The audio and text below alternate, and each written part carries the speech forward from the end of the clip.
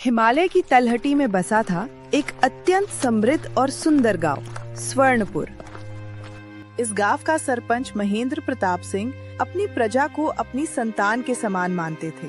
उनकी पत्नी सुलक्षणा न केवल सुंदर थी, बल्कि अत्यंत धार्मिक और दयालु भी थी। पूरा गांव खुशहाल था। गांव के लोग भी अपने सरपंच महेंद्र प्रताप सिंह को बहुत आदर सम्मान करते थे। लेकिन सरपंच के जीवन में एक ही कमी थी, संतान का सुख। सालों की मन्नत और विष्णु की कठिन तपस्या के बाद सुलक्षणा गर्भवती हुई। पूरे स्वर्णपुर में उत्सव का माहौल था, लेकिन नियति को कुछ और ही मंजूर था। जिस दिन कन्या का जन्म हुआ, आकाश में घने बादल छा गए और बादल जोर जोर से गरजने लगे। जैसे ही नन्ही राजकुमारी इस दुनिया में आई, सुलक्षणा ने सदा के लिए अपनी आंखें मूंद ली। वो हमेशा के लिए इस दुनिया से चली गई। यह मेरी बेटी नहीं है।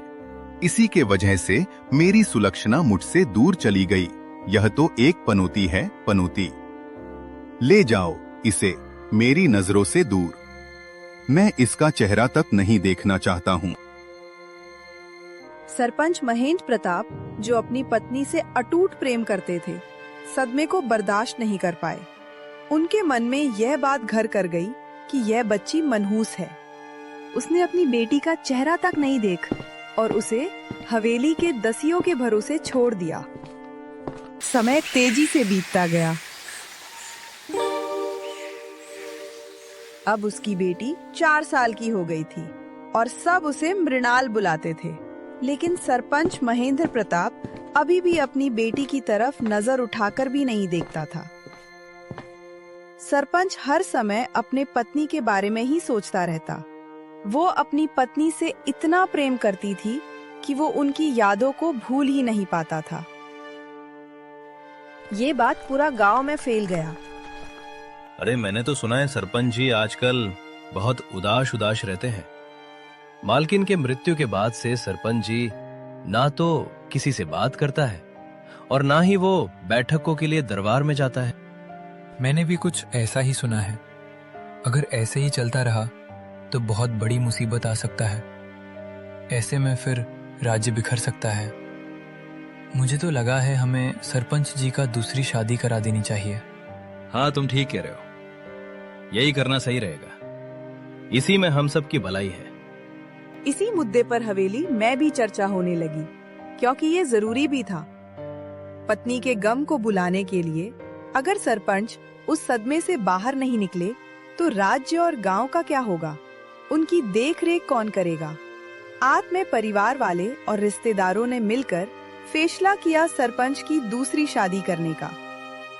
परिवारों और राजगुरु के दबाव में सरपंच की रक्षा के लिए सरपंच ने दूसरा विवाह मुनावती से किया। मुनावती सुंदर तो थी, लेकिन उसका हृदय कपट से भरा था। विवाह के बाद सरपंच के दिन बहुत ही खुशहाली से बीत रहे थे। उनकी पत्नी उनके लिए अच्छी अच्छी पकवान बनाती और उन्हें परोसती। सरपंच पूरे प्रेम से भोजन को ग्रहण करता। अरे वाह, आज तो खाना वाकई में अच्छी है। और इधर मृणाल अब 7 साल की हो गई थी। मृणाल अपनी माँ की तरह ही दिन भर भगवान विष्णु की पूजा पाठ करती रहती। मृणाल का देखभाल हवेली की दसिया ही करती थी। समय तेजी से बीतता गया। मुनावती गर्भवती हुई। अब उनके पेट में 9 महीनों का बच्चा पल रहा था। कुछ समय बाद मुनावती ने एक पुत्री को जन्म दिया। सरपंच महेंद्र प्रताप के लिए ये बेटी साक्षात लक्ष्मी थी, जबकि मृणाल उनके लिए केवल एक बोझ। अरे भाग्यवान, हमारी बेटी कितनी खूबसूरत है। भगवान हमारी बेटी पर हमेशा कृपा बनाए रखे। हाँ, आप ठीक कह रहे हैं। हमारी बेटी बहुत खूबसूरत है। इसे किसी की नजर न लगे। हाँ, हम कल पंडित जी को बुलवाकर हमारी बेटी के लिए एक अच्छा सा नाम रखेंगे। अगले दिन सरपंच पंडित जी को बुलवाकर अपनी बेटी के लिए नाम कारण करवाता है, जिसमें उसका नाम अनावती रखता है। अब अनावती और मृणाल दोनों एक साथ पलने लगे। समय तेजी से बीतता गया। सरपंच जी, अब दोनों बेटियां बड़ी हो चुकी हैं। हाँ, तुम ठीक कह रही हो मुनावती। इतना बड़ा समय कब बीत गया पता ही नहीं चला। अब दोनों बड़ी हो गई। हाँ, लेकिन उस मनहूस का क्या? वो तो अपनी माँ तक को खा गई। कहीं उसकी छाया इस हवेली पर न पड़ जाए। उस मनहूस का मुझे कोई परवाह नहीं। वो जिए या मरे, मैं उसका चेहरा तक नहीं देखना चाहता। सरपंच महेंद्र प्रताप मृणाल से बहुत नफरत करती थी और इसका फायदा सौतेली माँ मुनावती उठाती थी। और उसी की तरह उसकी बेटी भी थी, घमंडी और लालची। और इधर मृणाल अपनी माँ की तरह ही दिन भर भक्ति में खोए रहती। तभी उनकी सौतेली माँ वहाँ आ जाती है।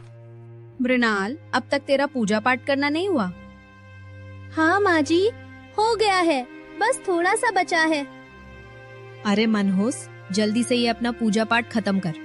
एक तो पैदा होते ही अपनी माँ को खा गई, अब ये पूजा पाठ करने से कुछ नहीं होगा। भगवान तुम्हें कभी माफ नहीं करेगा, वो तुम्हें कभी नहीं बचाएगा इस पाप से। तभी उसकी बेटी अनावती भी वहाँ आ जाती है और अपनी माँ से कहने लगती है, अरे माँ, मुझे बहुत जोर से भूख लगी है, कुछ खाने को है तो दो ना। अरे मृणाल सुन, पहले जाकर कुछ खाना बना दो मेरी बेटी के लिए। मेरी बेटी को भूख लगी है, फिर तुम अपना जो भी काम है करना। ठीक है माँ जी, मैं अभी जाकर जल्दी से खाना बना देती हूँ। फिर मृणाल रसोई में जाकर अनावती के लिए खाना बनाती। मृणाल कुछ समय के बाद खाना तैयार करके अनावती के पास लाती है। अनावती उस खाने को खाने लगती है। अनावती अपनी माँ की तरह ही घमंडी और जिद्दी थी। वो अपनी माँ की तरह ही बहाना ढूंढती मृणाल पर गुस्सा निकालने और उन्हें जलील करने का। मृणाल, तुम्हें खाना बनाने भी नहीं आता क्या? खाना में तो स्वाद ही नहीं है, ना इसमें अच्छे से मसाले डाले हैं और ना ही नमक। ये खाना तो एकदम घटिया खाना है, खाने के लायक भी नहीं है। नहीं अनवती, मैंने अच्छे से खाना को पकाया है और इसमें स्वाद अनुसार नमक और मसाले भी डाले हैं। तुम मुझे सिखाएगी? तुम्हें क्या लगता है मैं झूठ बोल रहा हूँ? रुको, मैं अभी तुम्हारी शिकायत मम्मी से करती हूँ। फिर अनावती गुस्से में अपनी माँ के पास जाती है और उन्हें जो मन सो बढ़ाकर बोल देती है। अच्छा ऐसा है क्या?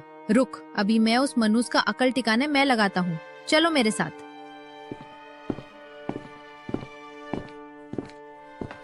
मृणाल, तुझे खाना बनाना भी नहीं आता क्या? एक तो सुबह से कुछ खाई भी नहीं थी मेरी बेटी ने, और ऊपर से तूने इतना खराब खाना बना कर दी मेरी बेटी को, और जवान भी लड़ाती हो। हमें तो लगता है तूने तो जानबूझकर इतना खराब खाना बनाई ताकि मेरी बेटी को खाना अच्छा ना लगे। नहीं माँ, मैं ऐसा नहीं कर सकती। शायद गलती से नमक और मसाले कम डलाया होगा। मृणाल, तुझे आज खाना नहीं दूंगी। तूने मेरी बेटी के लिए इस तरह का खाना बनाया, उसे कितनी दिक्कत हुई बेचारी, सुबह से भूखी थी। इस बार के लिए माफ कर दीजिए माँ जी, शायद गलती से हो गया होगा। आगे से ऐसा नहीं होगा, वादा करती हूँ। तुम्हें कोई माफी नहीं मिलेगा। गलती किया है तो सजा तो मिलकर ही रहेगा। आजकल तुम कुछ ज्यादा ही बढ़ गए हो, तेरा अकल को टिकाना लगाना भी जरूरी है। आज तुम्हें बिल्कुल भी खाना नहीं मिलेगा। इसी तरह से दोनों माँ बेटियां मृणाल को बेइज्जत और जलील करने का तरीका और बहाना ढूंढती, और मृणाल ये सब बर्दाश्त करने के अलावा और कुछ नहीं कर पाती। समय तेजी से बीतता गया। सरपंच जी, दोनों बेटियां बड़ी हो गई हैं, इनके लिए कोई अच्छा सा वर तलाश करनी चाहिए। मुनावती, विवाह तो करना ही पड़ेगा और जितनी जल्दी हो जाए अच्छा रहेगा।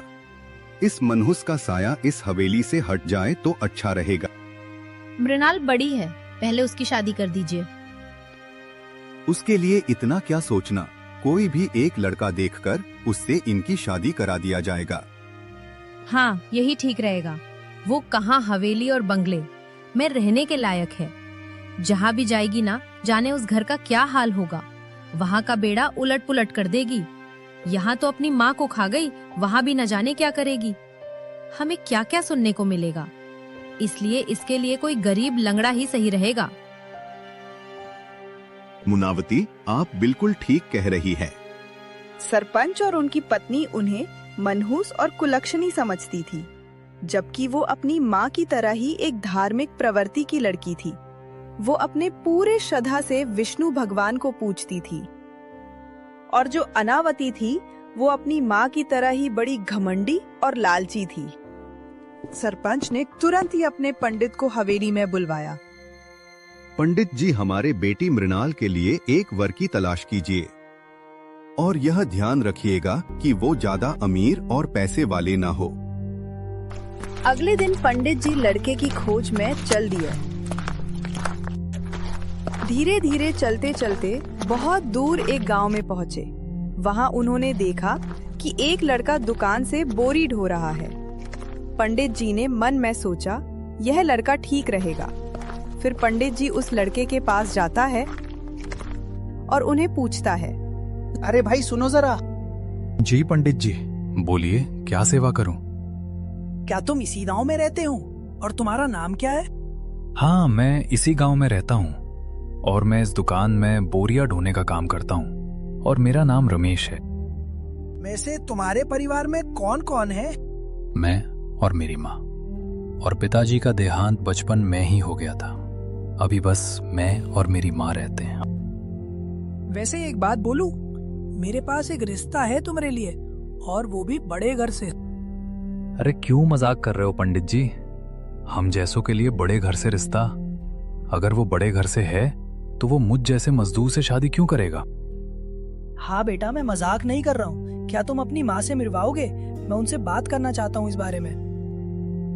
अच्छा ठीक है, मैं आपको मेरी माँ से मिलवा देता हूँ, चलिए मेरे साथ। फिर पंडित उस लड़के के साथ जाने लगता है।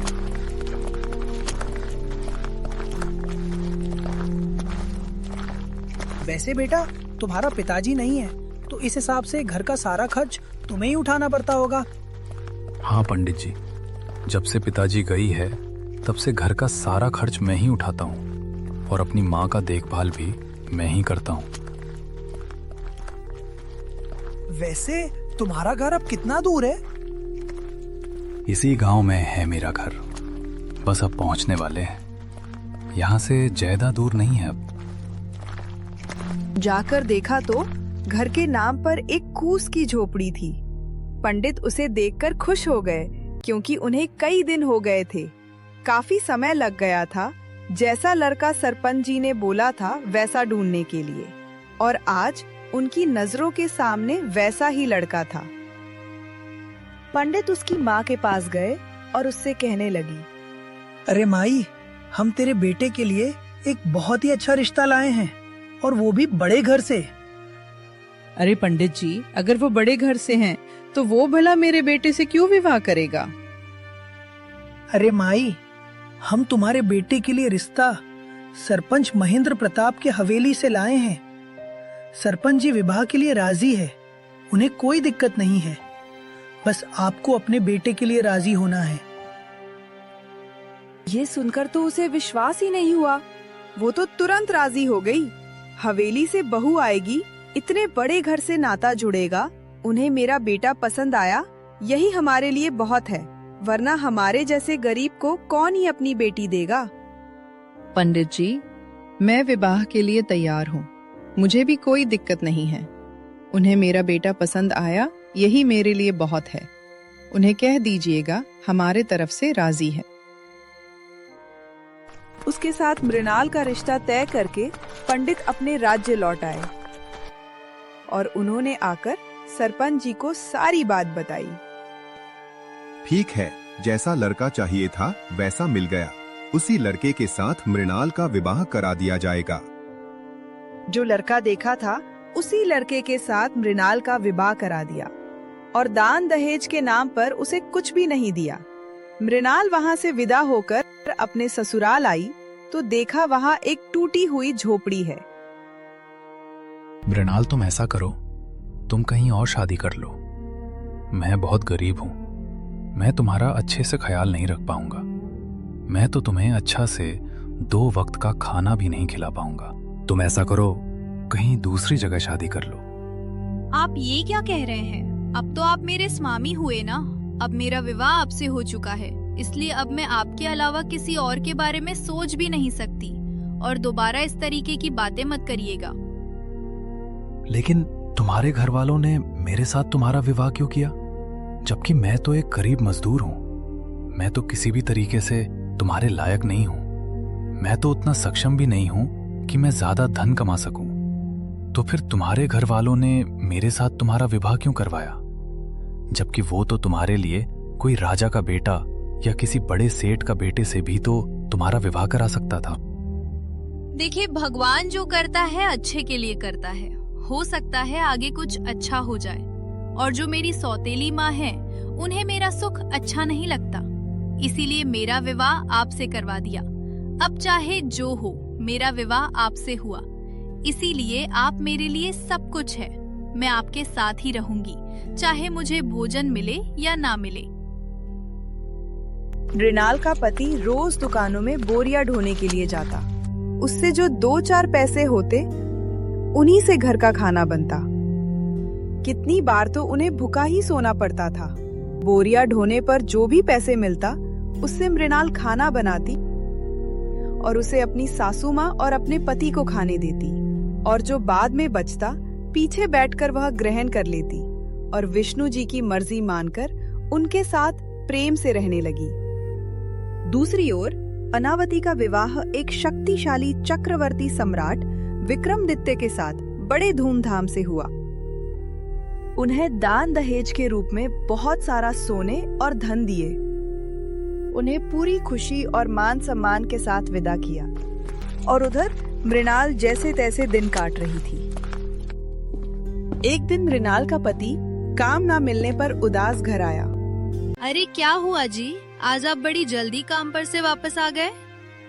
मृणाल, क्या बताऊं, आज मुझे फिर से काम नहीं मिला। मैं बहुत जगह गया और वहां काम ढूंढा, लेकिन नहीं मिला। कोई नहीं जी, मन छोटा मत कीजिए, और अब से मैं भी काम करूंगा। अभी गर्मी का मौसम है, अभी खीरे और तरबूज बहुत बिकते हैं। मैं उन्हें बेचने के लिए ले जाऊंगा। उनसे जो 2-4 पैसा होगा, कम से कम घर तो चलेगा। तब तक आपको भी थोड़ा समय मिल जाएगा कुछ सोचने को। नहीं मृणाल, तुम्हें काम करने की कोई जरूरत नहीं है। तुम अभी अनजान हो इस गांव में। तुम कहाँ जाओगी खीरे और तरबूज बेचने? मैं कुछ न कुछ उपाय निकाल ही लूंगा। तुम्हें ये सब करने की कोई जरूरत नहीं है। मैं सब जानता हूँ, मुझे कुछ नहीं होगा। आपको चिंता करने की जरूरत नहीं, मैं कर लूंगा। नहीं मृणाल, मैंने बोला ना, तुम्हें ये सब करने की कोई जरूरत नहीं है। मैं तुम्हें काम करने नहीं दे सकता। आप समझिए, इस समय मेरे बारे में छोड़कर इस परिवार और माँ जी के बारे में सोचिए। इस समय माँ का देखभाल करना जरूरी है। आपको अभी काम नहीं मिल रहा है तो घर कैसे चलेगा? किसी ना किसी को तो ये करना ही होगा। अच्छा ठीक है, मैं तुम्हारा बात मानता हूँ, लेकिन हमारे पास अभी उतना पूंजी कहाँ है? आप उसकी चिंता मत कीजिए, मेरे पास एक छोटा सा चांदी का लॉकेट है। फिर मृणाल ने अपने बक्से में से एक छोटा सा चांदी का लॉकेट निकाला, जो उसकी माँ ने मरते समय उसके लिए छोड़ा था। उसे बेचकर वह कुछ खीरे, तरबूज और सब्जियां लाई। उसने जंगल के बीचों बीच मंदिर के पास तरबूज और खीरे की एक छोटी सी रेहड़ी लगानी शुरू किया। कड़कती धूप में मृणाल एक पुराने वटवृक्ष के नीचे बैठी थी। तभी वहां से एक अत्यंत वृद्ध और जर्जर अवस्था में साधु और उनकी पत्नी गुजरे। वे वास्तव में भगवान विष्णु और माता लक्ष्मी थे, जो मृणाल की श्रद्धा की परीक्षा लेने आए थे। साधु ने कहा, बेटी, 3 दिन से कुछ नहीं खाया है और धूप भी बहुत ज्यादा है। क्या इस भूखे को कुछ दोगी? क्यों नहीं गुरुदेव, आप दोनों बैठिए, मैं आपके लिए खीरे और तरबूज काट देता हूँ। दोनों बैठे और आराम से खीरे और तरबूज का आनंद लेने लगे। बेटी, तुम्हारा बहुत बहुत शुक्रिया। तरबूज और खीरे सच में बहुत अच्छे थे, लेकिन हमारे पास तुम्हें देने को कुछ नहीं है। कोई बात नहीं, मैं खुश हूँ। आज मेरा पहला दिन है और आप मेरे पहला ग्राहक। आप दोनों भूखे थे तो मेरा ये फर्ज बनता है कि मैं आपको खाना खिलाऊं। आप दोनों आए, यही मेरे लिए बहुत है। मुझे आपसे कुछ नहीं चाहिए। तभी लक्ष्मी माता ने अपने हाथ में एक जादुई कमल का फूल लिया और फिर उस कमल के फूल को मृणाल को दे दिया। मुरनाल, इसे तुम अपने तुलसी के पौधे के पास रख देना। अभी बस हमारे पास तुम्हें देने को यही है। ठीक है माँ जी, आपका बहुत बहुत शुक्रिया। फिर साधु और उनकी पत्नी वहाँ से जाने लगे। देखा आपने, वो एक सच्ची भक्त है। कितनी दयालु और कोमल हीरदे की है। हमारा कितने अच्छे से ख्याल रखा। आप ठीक कह रही हो लक्ष्मी। और इधर देखते ही देखते मृणाल के सारे तरबूज और खीरे बिक गए। अंधेरा होने को थी। मृणाल ने अपनी टोकरी उठाया और जंगल के रास्ते से घर की और चल दिए। घर पहुंचकर मृणाल ने अपने पति और सास को सारी बात बताई। रमेश ने कहा, मृणाल, अगर उन महात्मा ने ये दिया है तो इसमें विष्णु का आशीर्वाद होगा। इन्हें संभाल के रखना। फिर मृणाल उस कमल के फूल को तुलसी के पौधे के पास रख देती है। रात को सबने अच्छे से खाना खाया और सो गए।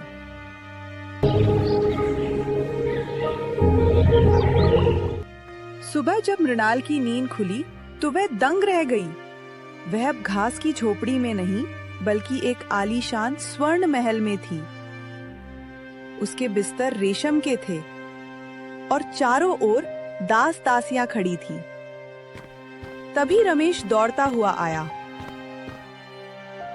अरे मृणाल, ये तो चमत्कार हो गया। ये सब उस बाबा जी के दिए हुए फूल के वजह से हुआ है। हमारा झोंपड़ी अब एक आलीशान महल बन गया है। ये सब माता रानी की कृपा से ही हुआ है। ये सब उन्हीं की कृपा है। पूरे गांव और आसपास के क्षेत्र में चर्चा फैल रही कि अभागन राजकुमारी पर ईश्वर की असीम कृपा हुई है। मृणाल ने यह खबर अपने मायके भिजवाई, जहां उनके माता पिता रहते थे, जिन्हें धन के घोटाले के कारण उनका पंचायती राजपाट छीन लिया गया था, जिसके कारण वे भी सड़क पर आ गए थे। उन्होंने अपनी बेटी को एक गरीब के घर में छोड़ दिया था, जबकि अब वह एक राजकुमारी बन गई थी। उन्हें बड़ा अफसोस हुआ। उधर अनावती अपने अहंकार में चूर रहती थी। एक दिन उनके दरबार में एक साधु भिक्षा लेने के लिए आए, जो वास्तव में भगवान विष्णु थे।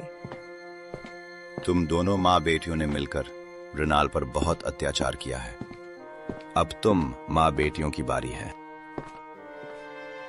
बेटी, बहुत जोर से भूख लगी है। कुछ खाने को है तो दे दो। ये कौन है जो चिल्ला रहा है? रुक, अभी जाकर देखती हूँ। फिर अनावती उस साधु बाबा के पास जाती है और कहती है, बोलो, क्या हुआ? क्यों चिल्ला रहे हो? और तुम अंदर तक आए कैसे? यहाँ तुम्हें कुछ नहीं मिलेगा, जाओ यहाँ से। अरे बेटी, कुछ खाने को है तो दे दो, मैं चला जाऊंगा। 2 दिन से खाना नसीब नहीं हुआ है। बहुत जोर से भूख लगी है। जो भी रूखा सूखा हो सब चलेगा।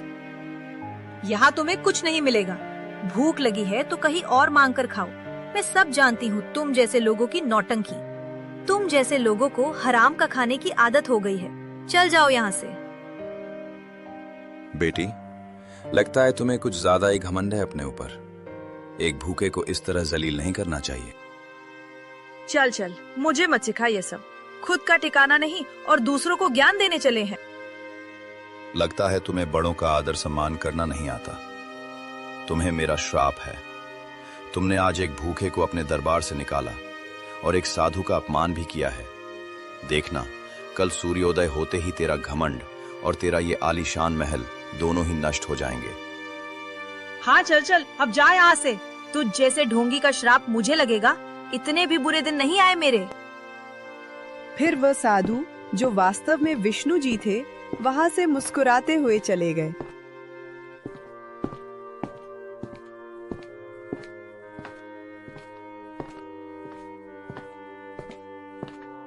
अरे अनावती, वो कौन था और वो चला क्यों गया?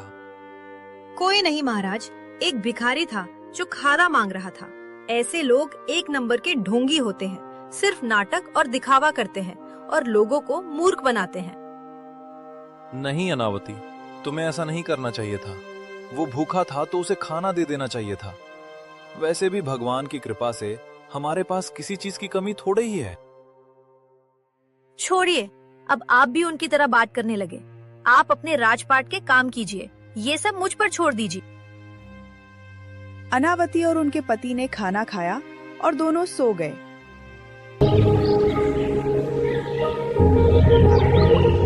सुबह जब हुई तो उन्होंने देखा कि उनके महल की जगह एक झोपड़ी थी। अनावती, ये सब क्या है? हम कहाँ आ गए? ये तो हमारा घर नहीं है। अनावती फुट फुट कर रोने लगी। तब उस ढोंगी बाबा की वजह से हुआ है, उसी का श्राप लगा है। मैंने कहा था तुम्हें अनावती, किसी को इस तरह बेइज्जत और जलील नहीं करना चाहिए, चाहे वो गरीब हो या कोई साधु। आज तुम्हारा ये घमंड हमें कहाँ ले आया? इसमें मेरी कोई गलती नहीं है, ये सब मृणाल की वजह से हुआ है। उसी की काली छाया हम पर पड़ी है। तुम अभी भी नहीं सुधरी अनावती। इसमें मृणाल की कोई गलती नहीं है, ये सब तुम्हारा किया हुआ है। जैसे ही ये खबर अनावती के मायके में पहुंची, उनके माता पिता किसी तरह उनसे मिलने आ गए। आप लोग क्यों आए हैं यहाँ? चले जाइए यहाँ से। देखो बेटी, हम तुमसे मिलने आए हैं। जैसे ही हमें पता चला, हम तुरंत दौड़े चले आए। आप यहाँ आकर क्या कर पाएंगे? आप तो खुद कंगाल हैं। आपके पास तो एक फूटी कौड़ी भी नहीं है। मुझे ऐसे माँ बाप नहीं चाहिए, चले जाइए यहाँ से। इसी तरह उसने अपने माँ बाप को रुस्वा करके भगा दिया। जैसे ही मृणाल को अपनी बहन के बारे में पता चला कि उनके बहन के साथ ऐसा हो गया है और उसके माता पिता दर दर भटक रहे हैं, तो वह अपने पति के साथ वहां गई और उसने अपना आधा धन उसे दे दी ताकि वो सुखी से रह सके। वो अपने माता पिता को अपने साथ ले गई और उनकी बहुत सेवा संती की।